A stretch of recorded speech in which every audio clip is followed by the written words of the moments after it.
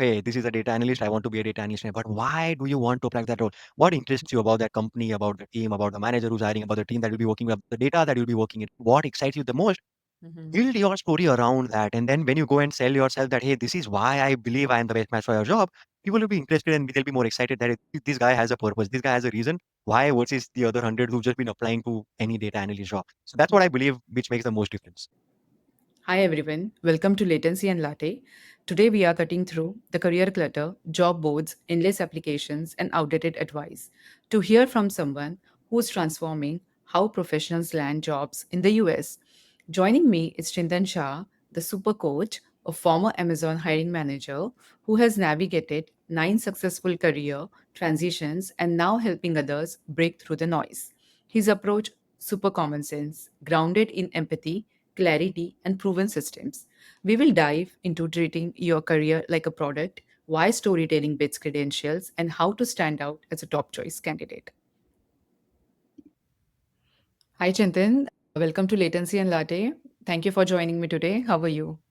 I'm doing awesome. Thank you very much, Renu. How are you doing? I'm good. I'm doing good. Thank you. You have had such a rich career across India and the US, and you have personally landed many jobs while hiring thousands. Was there a specific moment or even a spark that pushed you to become the super coach? No particular moment as such, but there were a lot of times in my life when I wished I had help. Somebody would come in and help me with my job search and things like that. So a lot of times when I kept on doing that, that gave me that inspiration that, hey, if I was the person helping somebody else, I could make a good career out of it and I would be making this world a better place. So all of those individual moments together led to this. I'm glad I. Yeah, absolutely. Can you walk us through about what super coach does? How does it different from other coaching platforms? We help professionals find jobs. Mhm. Basically, we do not help them with anything technical. You Mhm. could be a doctor, you could be an engineer, you could be an accountant. It doesn't matter. As long as you know how to do your job, we know how to find that opportunity for you. And so that is how we believe we help them the best because I cannot tell you how to do your job. And but what I know for sure is how do you find those opportunities if you know what you need to be doing at the job. So that's what we do as a super coach. Yeah, yeah, that makes sense. And let's switch gears a little bit here, where I know a lot of people are struggling with resume. That is Mm. something people are struggling with because there are a lot of filters, ATS, then recruiter psychology is there, economical strategies are there. So that idea of iterating a resume. So I always treat resume like a product. There is a Yeah. iteration, Yeah. testing, iteration, and then optimization. So without, how would you ship a product without testing market fit, right? So that goes same with the resume as well. So how do you guide people through that iteration phase? So resume from where I see it is nothing else but a digital advertisement of the product that is you. You are the product that you're trying to subscribe, get the company to subscribe to. It's going to be a monthly or an annual subscription. Say if I am an software engineer, I expect an annual subscription of around $200,000. So that is Mhm. me, the product. I'm going to give them my time. The CV, the resume is a digital ad. Mhm. And so when you focus on things like that, hey, what is it that I want a prospect, a customer to know about the product and that will get them interested, that will catch their eye. A Mhm. lot of things become easier. Hey, should I put this here? But how should I put it here? Is it good enough for them or not? If you read it when you step into their shoes, if you read it and does it make sense to you? Yes, then please go ahead and put it. If not, it doesn't make sense. So that is how we keep iterating and give them the best solution for themselves. Mhm. At the same time, CV, of course, with the competition that we see right now, we'll have a lot of Indian professionals that we work with. Mhm. So visa being another concern, that is something that we have been able to figure out in the last few years of working with Indian professionals in the US specifically on Mhm. how to address those concerns. So a CV alone might not do the trick for you. It's a Mhm. combination lock of seven different things across the job search where a CV is a small part. Of course, you have to get through that to get to the other parts.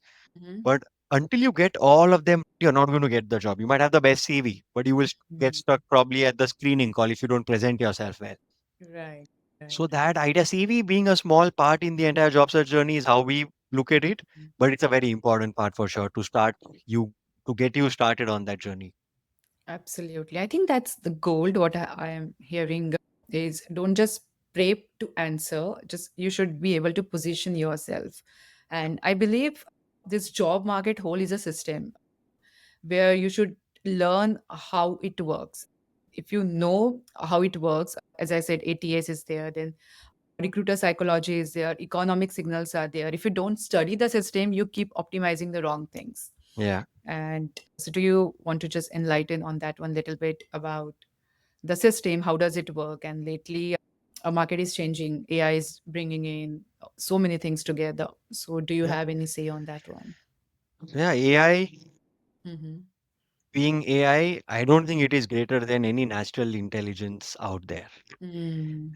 So of course, it's good to have that help and that support. It makes a lot of things easier. It can give you ideas. You can draw inspiration from a lot of things, the way you prompt it and stuff. But Mm-hmm. unless you're being authentic yourself, you take the best CV out there. I could take the CV of the person who was hired with the fangs of the world, and Mm-hmm. that may not be the best solution for me because that was his right answer.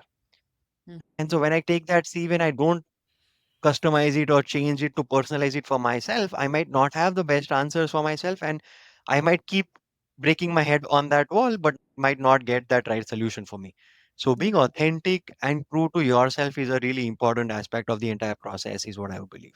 Yeah, yeah. Totally. I mean, that 100%, that makes complete sense because you should know what you are working on. You should know what you are building eventually. And that is how you are going to work on your stories. Yeah. And sometimes I believe even if you don't have a good experience, please help me correct here. Even if you Sure. don't have a good experience and if you have a right story to tell.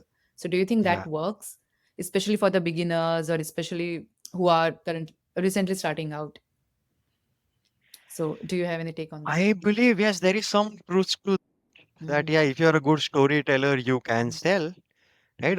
Everything that we do in this world is sales. Mm, I'm sharing my ideas with you right now. I'm selling them to you. If you don't buy my ideas, you're not going to go and publish this. That, hey, this guy came and spoke nonsense. I mhm. might sell my ideas. I might sell my thoughts. I might sell the product, a product or a service, right? So everything that we do as humans is selling, and a good story will help you sell better for sure, right? Mhm. But at the same time, if the product is not true to the story, there are times when we see that people are laid off because they had a good story to tell in an interview, but after they joined a year later, they were not able to deliver and meet those Yeah. expectations, and hence that is why people are being laid off, right? Mhm. 15,000, 20,000, 30,000 people being fired by a company like Amazon is nothing. It's peanuts for them. It's like less than a percentage of their entire population, which I wouldn't blink an eye if a company were 100 people would fire one person. I wouldn't blink an eye. The absolute number is too big because they are Mhm. giant over there. And so that is why they make it to the headlines. But the Right. fact that those people are fired is because they were not able to meet the expectation that they promised at a certain stage. Mhm. And there could be, of course, some uncontrollable reasons as well. But Yeah. if you're true to the product and have a great story, the Right. product that is you has to be great first and Mhm. then build a story around the product that is. Absolutely. That is, I believe, the best way to move forward in this market. Yeah, yeah. There is always a gap on the product side and the storytelling side, and it Yeah. should be properly amalgamated. Yeah. Yeah. So let's pause here and come back to your story. So you left a high impact role at Amazon to go all in on coaching, especially for Indian professionals in the US. So what made you take that leap? So honestly, I back in 2014, I had my first company that I had registered with the Wow. intention of helping professionals find jobs. Mhm. Yeah, a decade back, and probably not the best time for me then to take that plunge. And so I decided to go back and get some more experience for myself. And in that process, over the last decade and a half, I was able to pinpoint and land 9 different jobs for myself. In that process, I had a Mhm. few offers that I declined, a few places where I failed and I learned as well. So Mhm. all of that experience together, I felt a lot more confident that okay, now is the right time. Probably if not now, probably it won't ever happen ever again. So I felt ready for it. And plus, at the same time, I was really good at finding jobs, but I Mhm. did not enjoy myself as much in the new job that I would always. So 1 year into it, 2 year into it, I would learn a lot of things, and then I'll be like, okay, I'm done. I want to learn something new. I'm not excited by what I see here. So I'd Mhm. always keep jumping. And so to build a career as a professional, I Mhm. somebody told me that hey, this might not be the best path to build a career. That over a period of 40 years, if you've worked with say 20, 30 companies, maybe not the best path to follow. So somehow that stuck with me. I'm not sure if I'm still convinced with that idea, but that stuck with me, and I realized, okay, then maybe if I want to do this, why not help others do this, and in that process enjoy what I actually enjoy doing as well. So that is how I found my ikigai, and I realized, okay, this is something that I can build myself a career with as well, and then enjoy doing it in that Mhm. process. So here I am, but you never know what's in store for in the next say 5 years, 10 years, right? But Yeah. I am enjoying the journey so far. Yeah, that's great. Whatever you are giving back to the society, you are giving back to the community. That is very important, and especially things are changing so rapidly over few months, I would say. And uh, mentor and coach is someone who guides people is very essential in this phase. Yeah. So you have seen both sides of the table as a candidate and as a hiring manager as well. So how did that experience shape the way you coach today? I mean, something you now tell clients that you wish more people knew from the inside. So how did you? How did that change the way I coach? Yeah, so it definitely helps to have seen both the sides of the table, right? As a candidate and as a hiring manager as well. Mhm, But I bring in a lot of, so what I believe I do the best with these two experiences is understand where the candidate is at right now. And mhm, if I was the hiring manager to which they were approaching for a job, what would I like to see from them that will make me stay for a few seconds longer and listen to their story with a little extra attention? Is mhm, something that I'm able to now with my experience and my expertise that I built over the years, I'm able to do that well. mhm, And also from the prime side of the table, where if I was the candidate applying for that job, how would I approach it so that I can now hold their attention, grab their attention, and then reward their attention also mhm, while they review my CV or give me a screening call or actually invite me to an interview, right? How do I reward those attention that I'm actually getting? And mhm, so if not, I also know when to step back and not invest my time or make them invest their time if it is not the best match. So mhm, those things I really believe comes only from the experience that I've had from both the sides of the table. If I was only the candidate hiring jobs and not hiring people, finding jobs and not hiring people, I might not have had the best combination to probably sell these services and help yeah. as many people as I have so far. But yeah, that is how I believe that experiences have shaped my coaching experiences so far as well. Yeah, lovely to see that you are bringing your own lessons learned while coaching, mentoring other people. That's great. So I believe as you are hiring manager, so hiring is a matching a problem with a person who can solve it. So instead of trying to be impressive in general, be surgically relevant to that job, and that might change the entire narrative. How do you help someone tailor that message when they are applying to, let's say, five different roles? One every time before they apply, I would insist that they take a step back for a few seconds and ask themselves, why do I want to apply for this role? Why do I believe I will be good at this role? Right? It could be just because it has the label of a this is a data analyst. I want to be a data analyst. But why do you want to apply that role? What interests you about that company, about the team, about the manager who's hiring, about the team that will be working with, the data that you'll be working in? What excites you the most? Mhm. Build your story around that. And then when you go and sell yourself that, hey, this is why I believe I am the best match for your job, people will be interested and they'll be more excited that this guy has a purpose. This guy has a reason why versus the other hundred who've just been applying to any data analyst job. So that's what I believe, which makes the most difference. For every Yeah, job that you apply, having a story as to why you believe you're the best person would be the game changer to start with. absolutely. And I think once you understand why, that will help you navigate the system easily. You don't Yeah, have to work too hard on your story. It will come naturally to you naturally. once you understand the problem statement. Yeah, that's true. Yeah, I know you are very fond of super common sense. No hacks, just super common sense, which I really like. So, what does that actually look like in practice? What are there any one or two principles you always fall back on while helping clients stand out? One, it'd be difficult to condense it into one or two Mhm, principles, but the super common sense idea comes from that everything that you see around you in the world is somebody's trying to sell something to somebody else. mhm. See if you can learn something from there. Right? Yes. Simplest of the ideas. Today in the digital world, we spend a lot of time on Instagram. Yeah. Right? Every reel is trying to sell you something. There are billions of reels, if not trillions, probably. And Mhm. there's so much to learn and take inspiration from. Right. How are they able to grab your attention? If you do the same with your CV, you will be able to grab their attention. And there are no rules. right? For a CV, you can have a red color CV if for all you care. There are Mhm. no rules. Of course, you want to stay within the professional boundaries and so don't cross that. But Mhm. there are no rules. So when you keep your eyes and ears open for that kind of inspiration, that hey, what is it that I can learn from here? What is it that I can learn from here?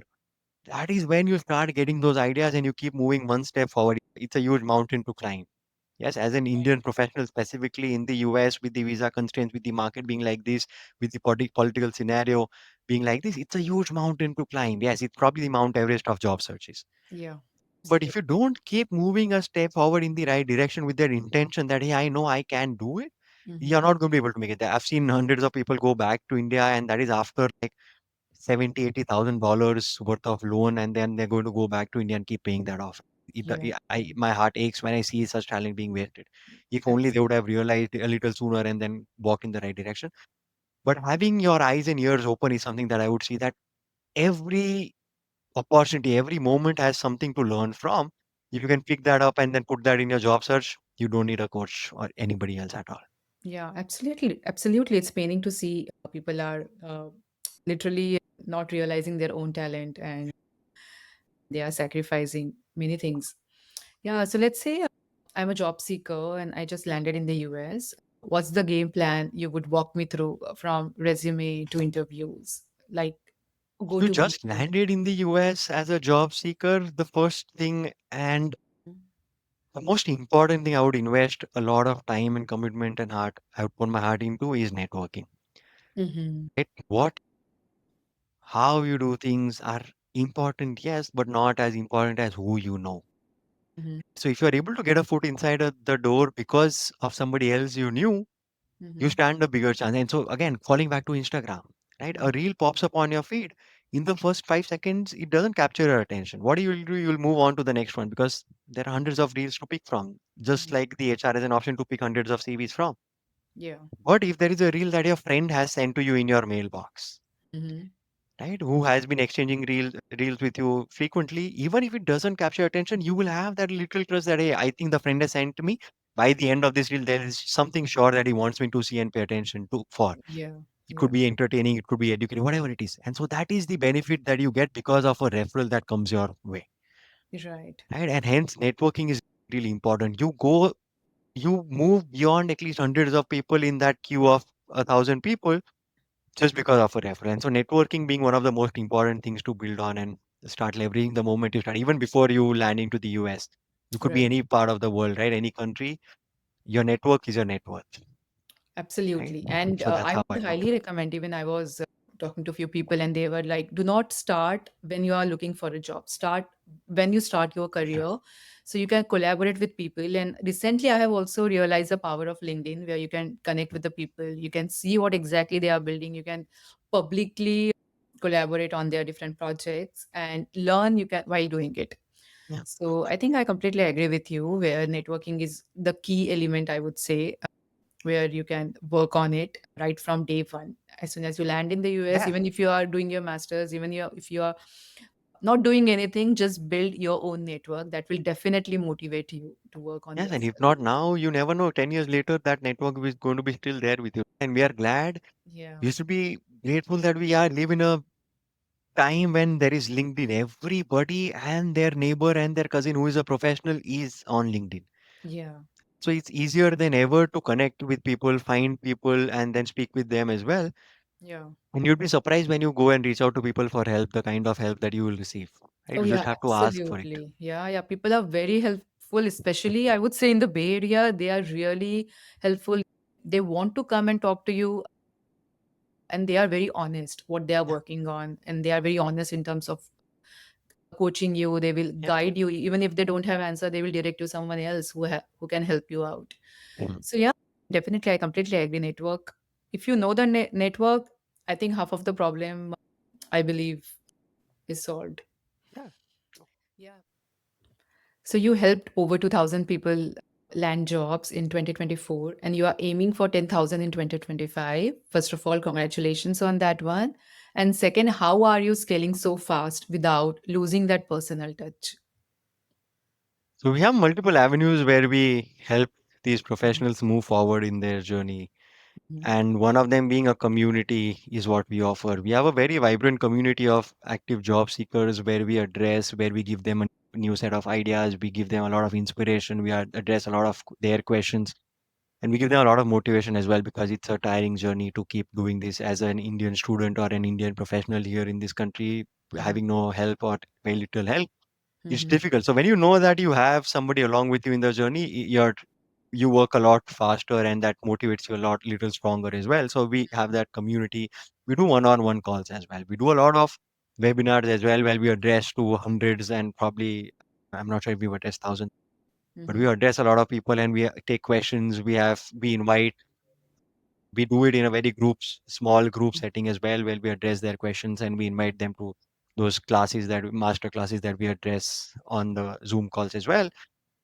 But yeah, that is how we try and ensure that we give them the best of what we have. We also do a lot of one-on-one calls. Well, Mhm. so that is where we actually meet them where they are on their job search journey, understand their entire problems, all their problems that are, and then customize their solution for them. And that would be their best and the fastest way to get to where they Mhm. want to be at. So that's how we try to ensure that we do justice to our clients and people who seek help from us. Mhm. And I just give them what I would have appreciated if I was on their side of the table, basically. Great. You literally walk with them on every step. That's interesting to know. So let's fast forward to 2030. If you could totally imagine the super coach from scratch, what would be the next evolution look like? AI being the big word these days, I believe we are already in the process of leveraging technology and scaling it to even a higher number of people, and in a better and a more efficient way. The more data we gather, the more insights we receive by helping the Mhm. hundreds and thousands of professionals that we work with on a daily basis, that data is telling us a story that, okay, this is where most people are stuck at. And so the faster we are able to make you realize that, hey, when you get to this point, this is what you need to be doing to be able to move forward faster, because Mhm. there's a very narrow gap which you need to go through, but there are thousands of people there. For example, CV applications. You're going to apply, they're going to receive 10,000 applications, but how do you move forward from those set of 10,000 applications? Right. So what is it that matters the most? How do you optimize your CV the best? And that is data backed. Mhm. So that is what we are in the process of. Maybe not 2030, it's a little too far, and probably the industry would have changed and evolved a lot faster by then.